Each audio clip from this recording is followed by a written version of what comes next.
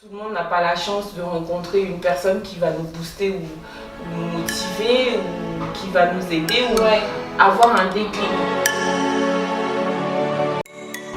Bonjour à tous, je me nomme Habiba Ousmane, je suis youtubeuse, je suis créatrice de contenu et je crée des contenus du coup pour YouTube et Instagram.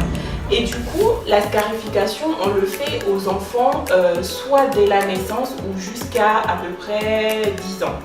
Alors, pourquoi on le faisait au tout départ pour commencer, en tout cas au Bénin? Au Bénin, par exemple, il y a une ville qui s'appelle Ouidah. C'est de là où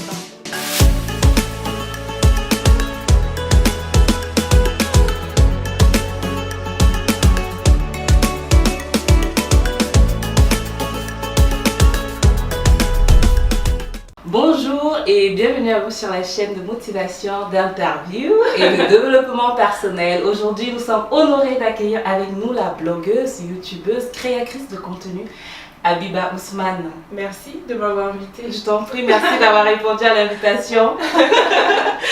Alors, dis-nous, pourquoi créer des contenus sur YouTube et Instagram? Alors, tout simplement parce que je trouve que aujourd'hui, avec les réseaux sociaux, on peut vraiment s'exprimer, on va dire librement, et on peut partager ce qu'on aime avec plusieurs personnes en même temps. Du coup, je me suis dit, c'est vraiment une bonne idée de créer du coup ma chaîne et être présente sur Instagram pour faire passer mon message, parce qu'à travers les vidéos, à travers des photos, c'est des messages que j'aimerais faire passer.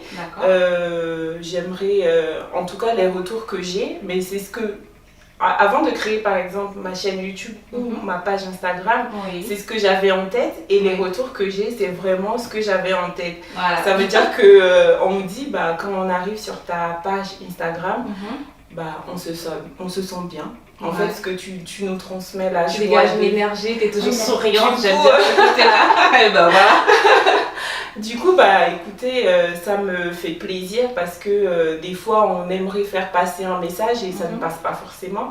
Et là, ça passe bien, donc tant mieux. Et sur YouTube, c'est vraiment parler de tout, mais vraiment de tout. Je peux vous faire rire. Je peux aussi vous parler de la culture. En fait, on peut passer du sérieux à des sujets peut-être un peu plus légers. Et aussi, c'était important pour moi de pouvoir parler de la femme africaine, de parler de mon Bénin. Oui, je suis amoureuse de mon Bénin. Oui, c'est bien de ton pays natal, le pays qui t'a vénère. Donc voilà ce que je fais. D'accord. Et principalement, quel est ton message que tu veux donc passer dans tes contenus sur YouTube et Instagram? Tu nous as parlé de la femme noire. Et quoi concernant la femme noire? Alors moi, sur les deux réseaux, c'est pour dire à mes sœurs, que ça soit, parce que souvent on pense à nos petites sœurs, mais des fois il y a nos mamans aussi, elles peuvent se sentir complexées ou pas comprises ou ainsi de suite. Moi c'est de dire, écoutez, elle est noire, parce que oui, on me dit souvent t'es foncée, elle est noire foncée, elle est même scarifiée, oui je suis scarifiée, elle est scarifiée, et en fait elle est même pulpeuse en fait. Et parfois elle a ses cheveux afro, parfois pas du tout. Et en fait le message c'est assumez-vous, assumez-vous naturellement, osez être vous, parce que moi j'osais pas être moi. Et donc le fait de commencer les réseaux sociaux, j'ai vraiment petit à petit commencé à être moi, et ça se voit, ça se voit, ça se sent. Et donc moi mon message c'est oser être vous. Voilà. Je sais que ça te tient à cœur. Nous avons d'ailleurs fait une vidéo sur Instagram, un live, autant pour moi, où on parlait d'être authentique avec soi-même et avec les autres. Alors, quand tu dis que tu as commencé sur les réseaux sociaux, c'est à ce moment-là peut-être que ça a créé le déclic de vraiment t'affirmer, toi en tant que femme noire. Est-ce que quelque part dans le passé, peut-être tu n'as pas souffert du fait qu'on te montrait du doigt, du fait que tu étais noire ou que tu avais des cheveux crépus? Est-ce que tu as vécu ce style de, je dirais pas harcèlement, mais ce style de stigmatisation là? Alors quand je suis arrivée en France à 17 ans, et de 0 à 17 ans, franchement, zéro complexe. Mais vraiment, je peux dire que zéro complexe, parce que j'étais avec un père qui me valorisait, même peut-être trop. D'accord, tant mieux pour toi. Non, mais c'est vrai, parce que souvent on me disait non, mais. Et du coup, j'avais zéro complexe, j'étais bien avec moi-même. Et le fait d'arriver en France, j'ai commencé à développer des complexes par rapport à ma couleur de peau. Parce que ce qui revenait souvent, c'était oh, mais t'es foncé. En fait, on pointait du doigt le fait que oui, t'es foncé, tu dois être la femme d'un blanc, comme si un noir ne pouvait pas épouser une femme foncée de peau. J'ai jamais compris ça. Donc il y a ça, et aussi donc quand je suis venue en France, c'était pour rejoindre mes parents, donc ma mère, j'avais une sœur et un frère qui eux étaient métis. Peut-être qu'il y a eu aussi ce truc, je ne sais pas, mais des fois on a des black and white. Voilà, c'est ça. Et donc j'ai développé un petit complexe où je me disais oh, je suis foncée. Et puis surtout quand j'ai voulu commencer à me maquiller, parce qu'au pays je me maquillais pas forcément, et j'ai commencé à me renseigner quelle couleur par exemple de rouge à lèvres, comment choisir son fond de teint. Et du coup par exemple pour les rouges à lèvres, c'est que souvent on me dit oui mais t'es foncée, tu vas pas mettre du rouge quoi, tu vas pas mettre du rouge, on verra que ta bouche, ainsi de suite. Et en fait ça faisait plus de complexe. Et en fait, avec le temps, donc après j'ai rencontré mon chéri qui me dit t'es canon. Moi j'adore ta couleur de peau, t'es trop belle, je vois pas pourquoi tu complexes. Pareil, je portais que des vêtements, on va dire foncés, mais ça c'est dû par rapport à mon travail où je devais rester classique, foncé. Du coup, je continuais à l'extérieur à porter il m'a dit non, tu vas porter des couleurs que tu souhaites, il faut que tu t'assumes en fait, tu es belle, je vois pas pourquoi tu complexes. Et là ça a été... Oui, je trouve que tu es très très belle et je kiffe la clarification, oui. Et du coup oui, ça a créé un déclic. Après aussi, c'est un sujet tabou, je me suis fait aider. J'ai la chance d'avoir une copine qui est coach, du coup elle m'a toujours aidée, elle m'a toujours dit t'es belle, arrête de complexer et tout ça. Mais le fait qu'elle soit coach, et le fait aussi, ce que j'ai aimé, c'est qu'elle a attendu que je sois prête. Parce que des fois on force des personnes à... Oui. Elle a attendu que je sois prête, de moi-même lui dire je suis prête. J'ai besoin d'aide, j'ai besoin de sortir de ces complexes, me débarrasser de ce fardeau. Du coup il y a tout ça qui... entre ma copine qui m'a aidée et mon chéri qui jusqu'à aujourd'hui c'est le fan numéro 1 qui me booste. Et moi je me dis j'ai eu cette chance là, mais beaucoup n'ont pas cette chance. Donc du coup j'ai créé ma chaîne YouTube et ma page Instagram, et je me dis si le fait de venir sur ma page ou sur ma chaîne YouTube, peut-être que ça peut aider d'autres, parce que tout le monde n'a pas la chance de rencontrer une personne qui va nous booster ou nous motiver ou qui va nous aider ou avoir un déclic. Donc si moi ma page peut permettre de se sentir bien ou même d'avoir un déclic, pourquoi pas? Oh très bien, très bien. Et j'aimerais dire aussi que tu as parlé du Bénin, ton pays. Quelle est l'importance selon toi d'être connecté à sa culture? Parce que quand on dit authentique, on passe par connaître ses valeurs. Oui. Et les valeurs, ça s'apprend aussi tant culturellement, socialement, de la communauté. Pour toi, pour avoir regardé ta chaîne, et je la regarde très souvent, je sais que c'est quelque chose d'important pour toi, et j'aimerais que tu partages avec moi et avec toute personne qui va regarder cette vidéo l'importance d'être attaché à sa culture, à ses valeurs. Alors moi je trouve que c'est la première des choses, savoir qui on est et savoir d'où on vient. C'est important, et j'attache beaucoup d'importance parce que à chaque fois, je ne sais pas si tu regardes des fois mes posts, j'aime trop rappeler que je suis née au Bénin et que j'ai grandi là-bas. C'est important pour moi de rappeler ça parce que je suis fière de mes origines. Je trouve que c'est vraiment important. Quand on sait d'où on vient, ça permet de savoir où on va. Exactement. Donc, et donc cette fierté, comment la partager avec les autres? Tout simplement faire connaître mon pays ou ma culture, parce que des fois par exemple les questions c'est ah mais tu as quoi sur le visage? C'est une tradition chez nous. Alors on peut être pour ou contre, mais je prends plaisir à expliquer. Par exemple j'ai fait une vidéo où j'explique pourquoi on faisait ça. Parce qu'il y a toujours... D'ailleurs, dis-nous, je voudrais savoir. Et si tu regardes, peut-être, après, ça leur donnera envie d'aller regarder. Oui. Dis-nous, moi, je suis curieuse, j'ai pas vu cette vidéo-là. Alors, ma scarification signifie que je suis de l'ethnie Peul, donc je suis Fulani du Bénin. Et du coup, la scarification, on le fait aux enfants, soit dès la naissance ou jusqu'à à peu près 10 ans. Alors, pourquoi on le faisait au tout départ pour commencer, en tout cas au Bénin. Au Bénin, par exemple, il y a une ville qui s'appelle Ouida. C'est de là où partaient les esclaves. D'accord. Pour venir ici. Oui. Alors, les esclaves avaient eu l'idée de se scarifier le corps parce que quand les Blancs arrivaient pour acheter ils se disaient non, on ne veut pas celui-là en fait.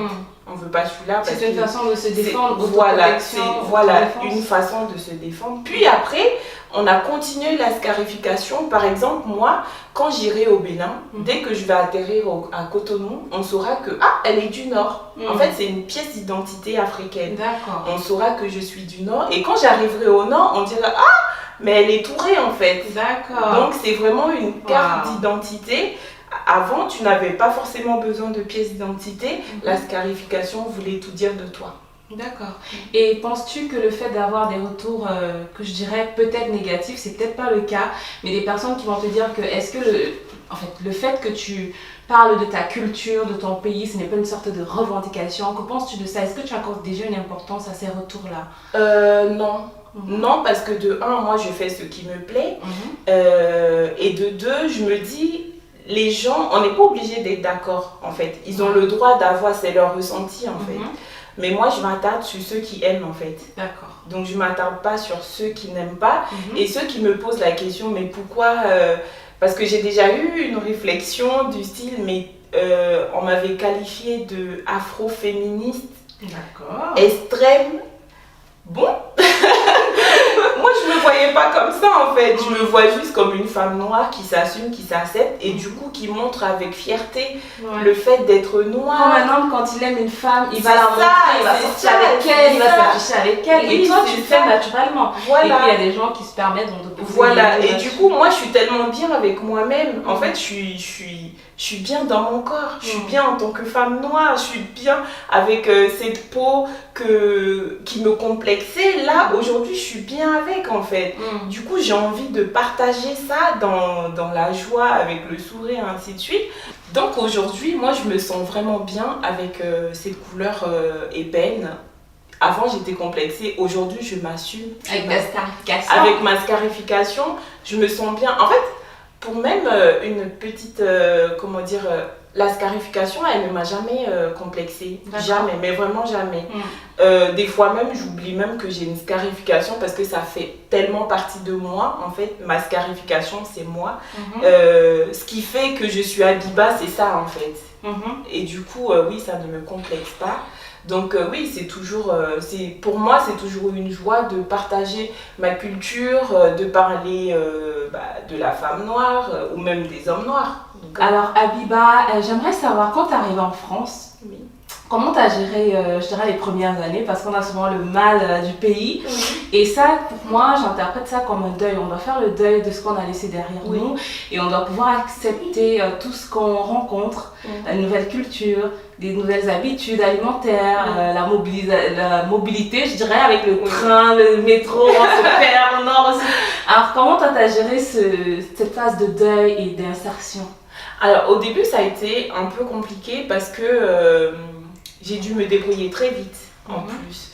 Donc, je suis arrivée, c'était au mois d'août, et au mois de septembre, je devais commencer tout de suite l'école. Et l'école était un peu loin de la maison, et je devais vraiment me débrouiller toute seule parce que mes parents travaillaient, donc ne pouvaient pas aller me déposer, me chercher, ainsi de suite. Et c'était compliqué pour moi. Mais ce qui m'a le plus, choquée, c'était le fait de le chacun pour soi ici. Le chacun pour soi m'a un peu dérangée parce que quand on vient de l'Afrique c'est le partage, l'Afrique c'est la joie de vivre, voilà, c'est ça. Et moi j'ai toujours le sourire, mais vraiment, j'ai toujours envie de parler aux gens. Et en fait, quand je suis arrivée, la première fois que je prends les transports, j'étais là, bonjour. Bonjour. Mais j'avais pas de retour, je me suis dit, Donc ça m'a vraiment... Ça m'a froissé. Et la deuxième chose qui m'a choquée, c'est que ici, au pays, il n'y a pas de cousins, il n'y a pas de ma tante. Enfin, si, on sait que c'est la tante, mais... mais ses frères, ses soeurs, ses papas, maman, un mot qui généralise, qui englobe tout le monde. Mais ici, c'est vraiment c'est vraiment tata, voilà, c'est tonton, ça. Tonton, et même le tonton, souvent ici, c'est pas tonton, il faut appeler son prénom. Et ça, pour moi, j'avais du mal parce que chez nous, c'est un manque de respect. Oui, et moi, j'avais du mal, juste pour te compléter, parce que moi aussi, je l'ai vécu, parce que je suis pas née ici.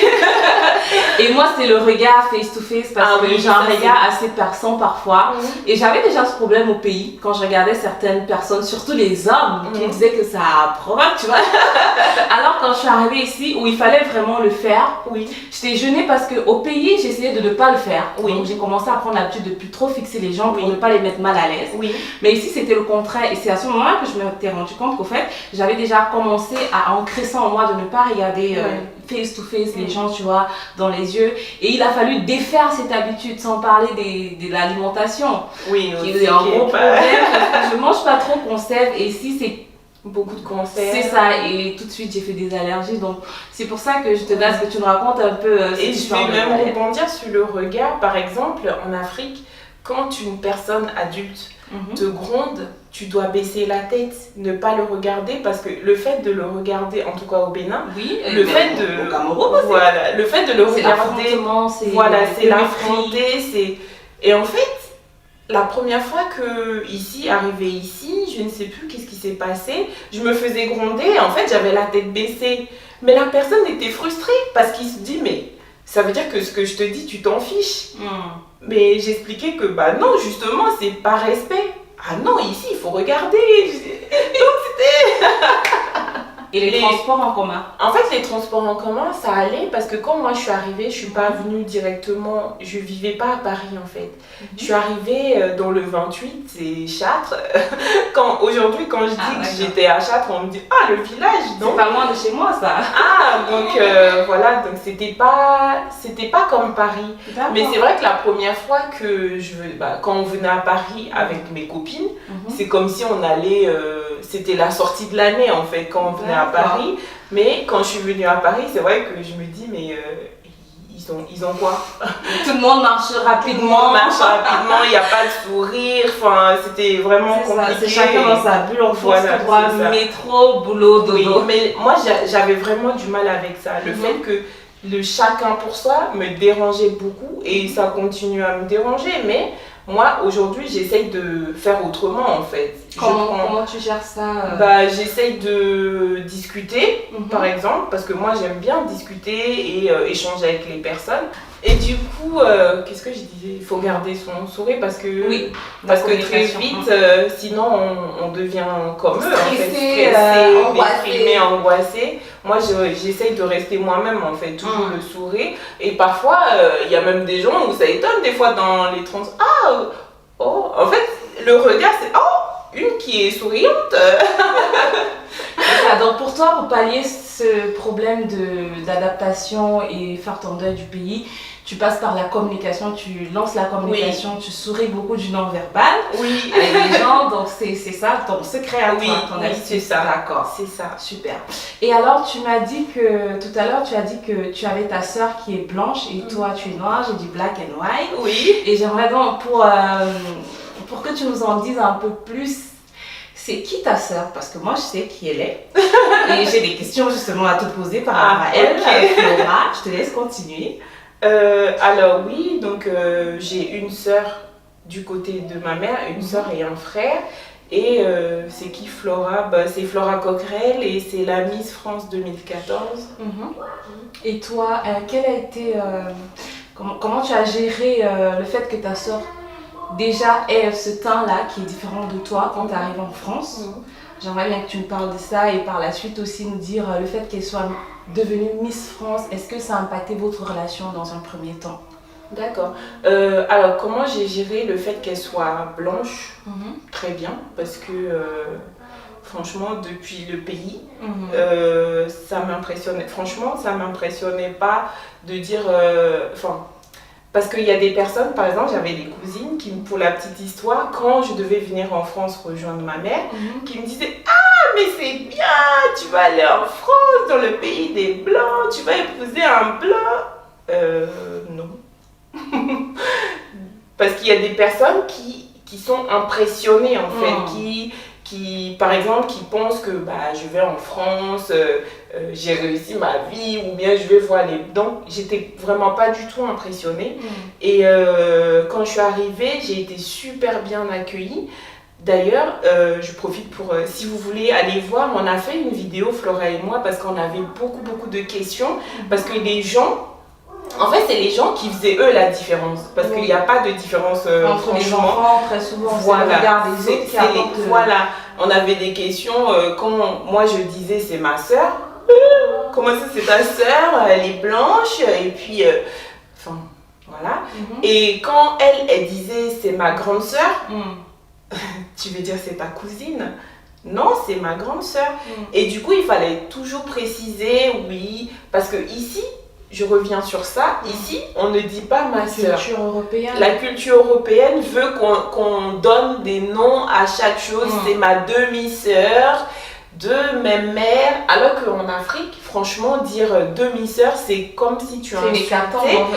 Voilà, c'est comme si tu divisais. Moi, j'ai beaucoup de demi-frères et sœurs et j'ai jamais dit demi-frères et sœurs, que ce soit ici ou en Afrique. C'est mes sœurs, même mes cousins, c'est mes frères en fait.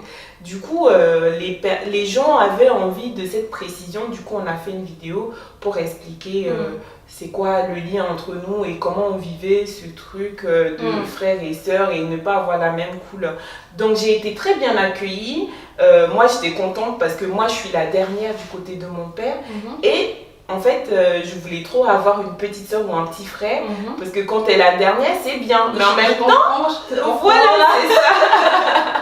Mais heureusement, toi, t'as été exaucée, t'as ta petite soeur. Voilà. Moi, je n'aurais jamais ce privilège, malheureusement.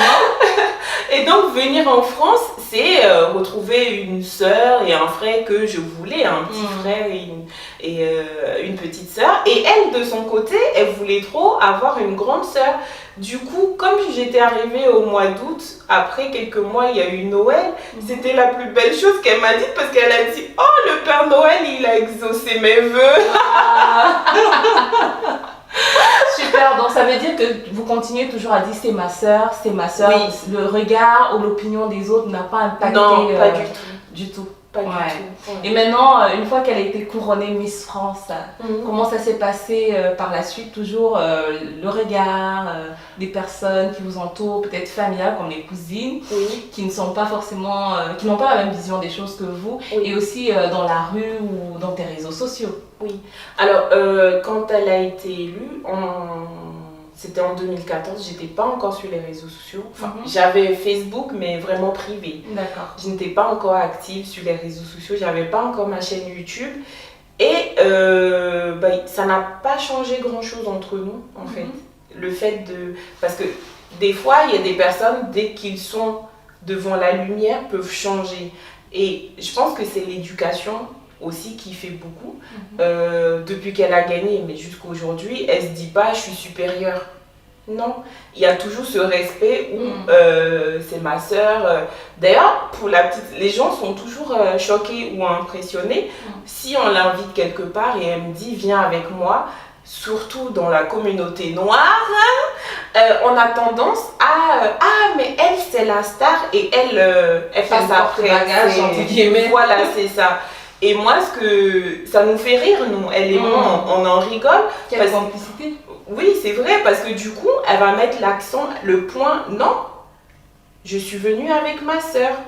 Et donc, comment vous allez me traiter? Vous allez la traiter comme ça. Il n'y a pas de... C'est pour vous dire à quel point cette complicité, il n'y a pas de différence. Elle va pas... Exemple, elle va pas venir à la maison et rester comme ça pour que je prépare. Non. C'est qu'elle va me dire, tu veux que je fasse? Après, je fais la vaisselle. Non, c'est vraiment la relation, familiale, grande sœur, petite sœur. Voilà, c'est ça. Ça n'a jamais rien changé. Moi, j'ai pas vu de changement, elle non plus. Et quand j'ai commencé à être active sur les réseaux sociaux, donc ça fait 2 ans que je suis sur Instagram et du coup sur YouTube, au tout début, les gens, vu que j'étais pas vraiment sur les réseaux sociaux, ils se demandaient c'est qui. C'est qui cette fille? D'accord. Par exemple, si elle me partage dans ses stories, elle va mettre ma soeur, mais elle a une soeur noire. Il y avait des questions, ainsi de suite. Après, quand les gens ont commencé à savoir que, ah oui, c'est sa soeur, j'ai eu quelques retours du style, ah mais c'est bon, si elle évolue, c'est parce que sa soeur est. Non, c'est le travail qui fait évoluer. Vous pouvez être la sœur d'eux. Si vous proposez un mauvais contenu, vous n'allez aller nulle part en fait. Surtout que moi, je ne suis pas dans l'optique de « Ah, je ne vais pas proposer des bons trucs parce que ma sœur est. » Non. Alors du coup, ça fait 2 ans que je suis active sur les réseaux sociaux, sur YouTube et Instagram. Au début, quand j'ai commencé, j'avais des retours du style « Ah, mais oui, mais si elle évolue, c'est parce que sa sœur est. » Alors j'aimerais vous dire quelque chose, c'est que si vous avez un réseau social et vous êtes par exemple créatrice de contenu, que vous ne proposez pas des bons contenus, que vous soyez la sœur d'un tel ou pas, franchement les gens ne vont pas adhérer. Moi je pense que, en tout cas c'est les retours que j'ai et c'est l'impression aussi que j'ai. C'est important de ne pas se focaliser sur je suis la sœur d'eux, mais plutôt sur votre travail, sur ce que vous aimez faire. En fait, j'ai pas créé mon Instagram par exemple ou ma chaîne YouTube parce que je suis la sœur de Flora Coquerel. J'ai créé ma chaîne et ma page Instagram parce que je suis Habiba Ousmane, parce que je souhaite partager des bons contenus, je souhaite parler de la femme noire, je souhaite parler de mon pays par exemple et non de Flora Coquerel. D'ailleurs, vous remarquerez que je ne parle pas beaucoup d'elle. Habiba, dis-nous alors, quels sont tes projets en tant que créatrice de contenu? Est-ce que tu as des projets à moyen terme et à long terme ou c'est juste un plaisir, un passe-temps pour toi? Oui, j'ai des projets. Quand j'ai commencé, au tout début, c'était vraiment un plaisir, juste partager sans attendre. Je ne me disais pas que oui, peut-être que j'aurai mon blog, j'aurai mon site, ou que peut-être que je vais faire des collabs et tout. Et petit à petit, ça a commencé à plaire en fait. Et j'avais des retours, des bons retours, que ce soit des personnes qui me suivent ou des marques qui commencent à me contacter pour des collabs. Je me dis, ah bah, c'est que ce que tu fais, c'est bon. Voilà, tu proposes quelque chose de d'intéressant et tout. Donc, oui, donc mes projets futurs, bah, c'est. Donc, j'ai créé mon site et mon blog du coup, parce que sur le site, il y a la partie blog du coup. Donc, Habiba Ousmane. Je pense que je vais commencer, je dis je pense parce que je préfère dire je pense, c'est pas encore sûr. Je vais proposer quelques articles à Habiba Ousmane. Et pour ma chaîne YouTube par exemple, j'ai eu la chance, ça va venir, c'est pas encore... j'ai eu la chance, grâce à ma sœur, de participer à deux fois. La première fois, j'ai pu participer à la pub Lancôme. Du coup, je pense que c'est ça qui m'a aussi motivée encore plus à me dire ah ouais, il faut que tu... Ok. Et du coup, j'ai eu aussi la chance également de participer à un film documentaire avec ma sœur sur le Bénin. Donc... restez connectés, j'ai pas de date officielle de sortie. En tout cas, dès que j'ai la date, si je vois qu'elle poste sur sa chaîne, même si vous n'êtes pas abonné, moi je vais poster, hein, je vais faire comme ça on va tous voir, on va tous s'affairer. Et du coup, le fait de vivre ces expériences, ça donne envie d'aller plus loin, ça permet d'avoir une vision. Voilà, d'avoir une vision. D'alimenter son rêve. Voilà, c'est ça. Et aussi de se dire... ah, donc je suis capable de ça, de me dépasser en fait. Parce que quand on se filme seul dans un studio ou chez soi pour YouTube, c'est pas pareil que de faire un tournage et c'est beaucoup de travail, tout ça. Et ça m'a donné des idées. Je peux pas vous en dire. Bien sûr, on reste tranquille, on reste connecté. Mais on active la cloche de notification, on s'abonne, comme ça on va recevoir les